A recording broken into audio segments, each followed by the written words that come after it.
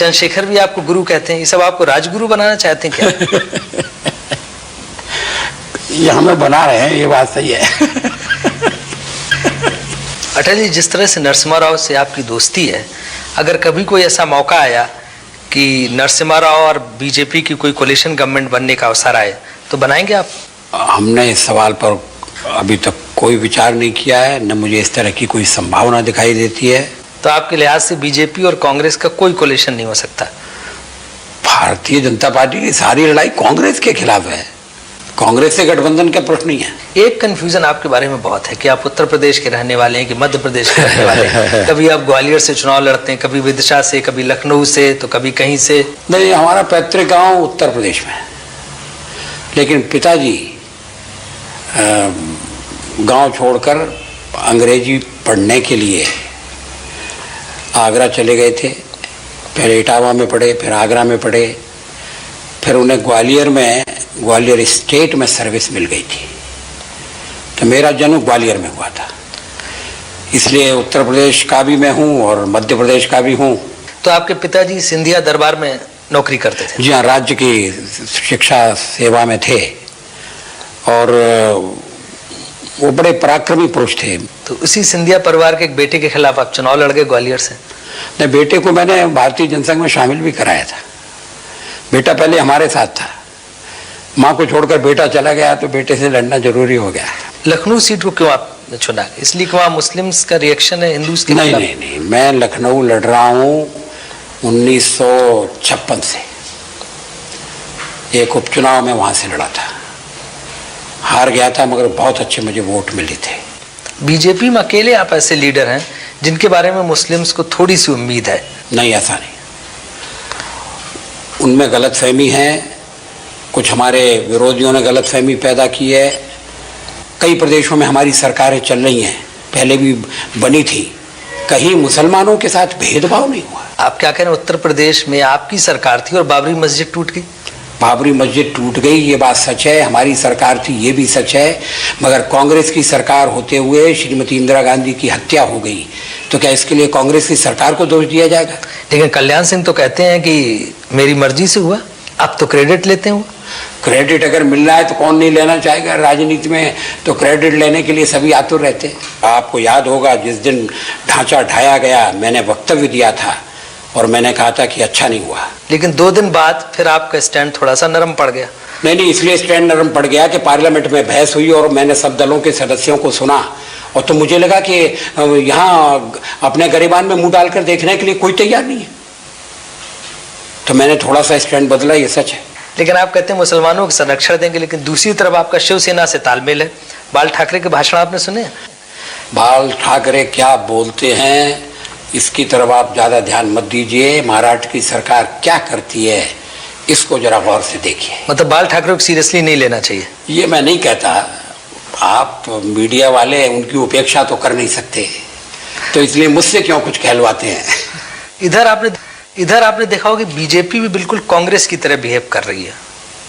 उनकी जितनी भी सरकारें हैं वहाँ भी करप्शन के चार्जेस हैं, आपस में लड़ाई है, डिसीजन एक्टिविटीज़ हैं, मार धाड़, जिस तरह से गुटबाजी कांग्रेस के अंदर है और जिस तरह की पॉलिटिक्स कांग्रेस के अंदर, बिल्कुल बीजेपी उसी रास्ते पे जा रही है। नहीं, बिल्कुल उसी रास्ते पर जा रही है, ये तो मैं नहीं मानता। अभी गुजरात में जो कुछ हुआ बिल्कुल कांग्रेस की तरह नहीं था? नहीं, एक दृष्टि से तो वो कांग्रेस से भी एक कदम आगे था। जब मैं वहाँ गया और मैंने जाकर उनसे बातचीत की तो मुझे लगा कि बहुत छोटी बातों को लेकर इतना बखेड़ा खड़ा हो गया, तिल का ताड़ बना दिया गया है। मुख्य रूप से शिकायत ये थी कि हमें कोई मिलता नहीं है, हमारी कोई सुनता नहीं है। इसीलिए तो कहें बीजेपी को तो अनुशासन पार्टी माना जाता है, सबसे ज्यादा कहा जाता है कि अनुशासन के मामले में बीजेपी नंबर 1 है, लेकिन ये तो कांग्रेस से बहुत आगे निकल गई। नहीं, अनुशासनहीनता पहली बार देखने को मिली। अनुशासनहीनता का उदाहरण गुजरात में हुआ है जो बड़ा दुर्भाग्यपूर्ण है, लेकिन बाद में पार्टी ने अपने अनुशासन का परिचय दिया, वो लौट आए और अब वहाँ मिलकर काम कर रहे हैं। इसकी क्या वजह रही कि वघेला ने अडवाणी जी की बात नहीं मानी, आपकी बात मान ली?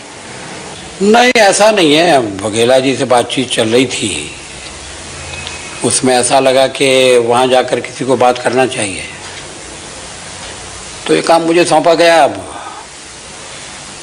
उन्होंने बात मान ली, ये अच्छा किया। कहते हैं गुजरात क्राइसिस के बाद अटल बिहारी वाजपेयी का कद बढ़ा है, आडवाणी जी का कद कम हुआ है। जी नहीं, ये तो मीडिया कद नापती रहती है। मेरे पास नापने का कोई गज नहीं है और न मैं इस तरह से विश्वास करता हूँ। आडवाणी जी हमारे राष्ट्रीय अध्यक्ष हैं। एक लोगों के मन में ये रहता है कि एक ड्यूओ जो है अटल बिहारी आडवाणी, सिर्फ इसको प्रमोट किया जाता है, इसको ट्रियो में नहीं बदलने दे रहे हैं कि अटल बिहारी, आडवाणी और जोशी। 3 नाम एक साथ जोड़ने पर नारा ठीक नहीं बनता है, नारा लगाने में कठिनाई होती है, इसलिए नहीं जोड़ा जाता जोशी जी को। जोशी जी त्रिमूर्ति में तो हैं। त्रिमूर्ति मानते हैं? बन गई अब? नहीं बन गई, नहीं त्रिमूर्ति है। आप लोगों ने बना रखी है।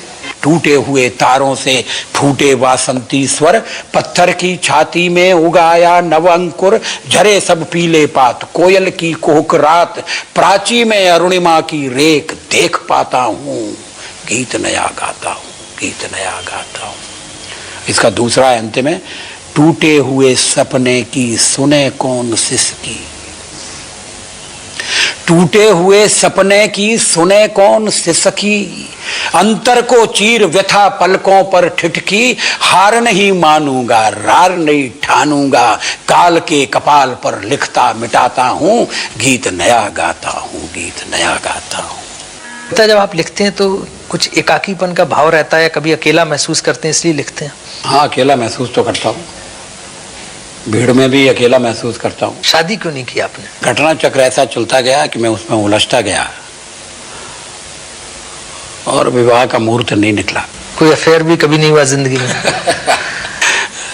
अफेयरों की चर्चा नहीं की जाती है सार्वजनिक रूप से।